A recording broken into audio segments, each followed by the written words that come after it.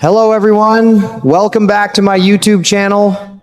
Hey friend, come on over and sit right here with me for a minute. I'm an old guy who's seen a lot of things in this country, and let me tell you, nothing warms my heart more than talking about General Hospital and the folks who've been part of it over the years. I've watched it since I was a young fella, and it's still got that same pull today. Now, before I dive in with the stories you've shared, I gotta say this.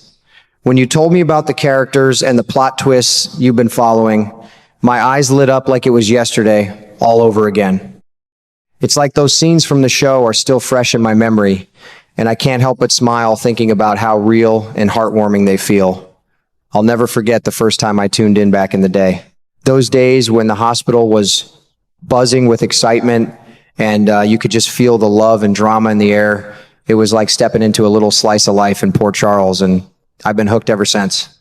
Watching how the family bonds and the friendships grow, it just makes you appreciate what matters most. Especially when you see folks facing their challenges with such grit and heart, it really sticks with you. Let me tell you, I've been sharing these moments with my wife for years now. We both love the show, and talking about it together always turns into a good laugh. You know how it is, sometimes you end up chatting about how a character's journey reminds you of someone in your own life. It's funny how stories like this can connect us even when we're miles apart. What I really appreciate about the show is how it brings people together. It shows that no matter what's going on, love and support are what really count. And with all the twists and turns, it keeps you guessing, which is exactly what makes it so exciting to follow along with you. I mean, those big moments where everything comes together, they just hit different every time. I've got to say, the way the characters care for each other is something special. It's the kind of thing that makes you want to be a better person. Whether it's about standing up for family or helping friends through tough times, the show always finds a way to make those messages clear without being too heavy. It's just pure, everyday goodness wrapped in a lot of suspense. As I sit here thinking about it, I can't help but feel grateful for all the stories I've seen. They remind me that life is full of ups and downs, but it's the little acts of kindness that really make a difference. And when you watch General Hospital, you get to experience that up close. It's like being part of the community, cheering for the good guys and feeling for the ones who are struggling. You know, I've noticed how the show has changed over time, and it's always evolving in the best way. The new faces mix with the old favorites in such a natural way, and you can tell the writers really put in the effort to keep things interesting. It keeps the excitement going, and that's exactly what makes watching it so enjoyable. I've also seen how the show touches on real life issues, and that makes it even more relatable. Whether it's dealing with illness, family matters, or finding love again, the characters handle it with such honesty. It's these moments that make you pause and think about what you'd do in their shoes. And let me be honest, as I share these thoughts with you, I'm feeling a bit emotional because the show has been such a big part of my life for so long. It's given me so many smiles and a few tears, but mostly smiles. The way it brings people together through love and support is truly inspiring. If you're watching along with me right now, I just want to say thank you for sharing these stories. It's great to be able to talk about them and relive those memories together. We can keep watching and enjoying the ride, and I know it'll be a fun journey ahead. Take care, and I hope you have a wonderful day. I'll be here if you want to chat more about it. Now, let me share what I've been seeing on General Hospital lately because, man, it's got me all fired up, like I'm sitting right there in that hospital watching every single move. I remember the last time Sonny was in a spot like this, and it's like my old heart is racing just thinking about it.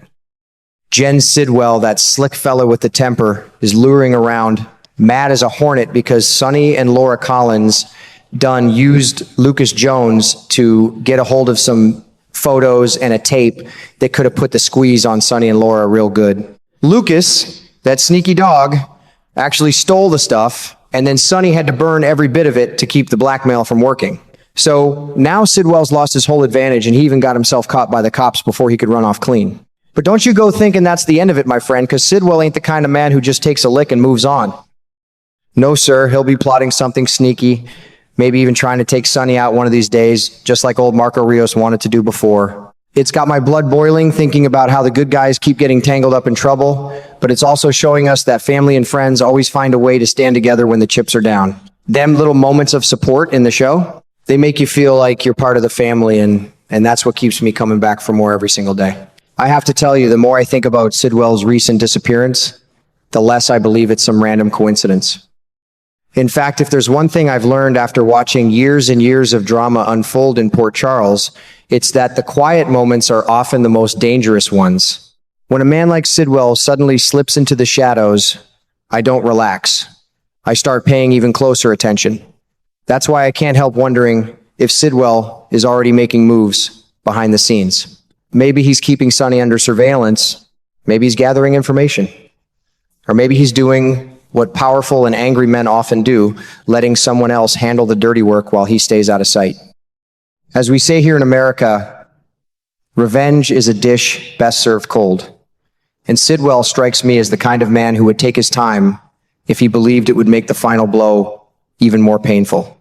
The truth is, Sidwell isn't operating from a place of simple anger anymore. What I see is something much deeper. I see grief. I see heartbreak. I see a father who lost his son and may not know how to live with that loss. Marco's death changed everything.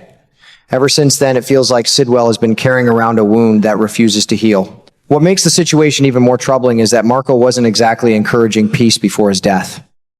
Time and time again, he pushed his father toward revenge. He wanted Natalia Ramirez punished. He wanted Sonny removed from the equation. He wanted his father to stop showing restraint and start fighting back. Now that Marco is gone, those words may be echoing louder than ever inside Sidwell's mind. I've seen this happen before, both in stories and in real life. Sometimes when people lose someone they love, they become obsessed with fulfilling what they believe were that person's final wishes. It becomes their purpose, their mission, their reason for getting up every morning. That's why I think Marco's influence could still be driving Sidwell's decisions even now. And let's be honest here. From Sidwell's point of view, Sonny may have crossed one line too many. The recent developments involving Lucas could easily push Sidwell closer to the edge. Whether Sonny intended it or not may not matter anymore. When someone is consumed by grief and rage, facts often become less important than emotions. Sidwell may simply look at everything that has happened and decide that Sonny is responsible for every painful chapter of his life. That's where things start getting dangerous. I keep imagining Sidwell sitting alone somewhere, replaying every loss, every betrayal, every disappointment. The more he thinks about it, the more convinced he becomes that Sonny deserves to pay. Once a person reaches that point, they stop asking whether revenge is right or wrong. The only thing they care about is making it happen. What concerns me even more is that Sidwell has plenty of options available to him. He could go directly after Sonny, of course. That would be the obvious route. But if I've learned anything from General Hospital over the years, it's that enemies often look for the most painful target rather than the easiest one. Sometimes hurting someone's family creates more suffering than hurting the person themselves. The biggest warning sign is that nobody really knows what Sidwell is doing right now. That's what makes him so unpredictable. A visible enemy can be monitored. A hidden enemy can be planning anything. And if there's one thing I've learned from watching General Hospital all these years, it's that the most shocking twists usually arrive when everyone thinks the danger has passed. So while Sonny will almost certainly survive whatever comes next, I don't think he's getting away without consequences. Sidwell's hatred has been building for far too long, and men driven by grief often make the most dangerous decisions. Something tells me Sidwell's latest disappearance is connected to a much bigger plan, and when that plan finally comes to light, the fallout could shake Port Charles in ways nobody sees coming.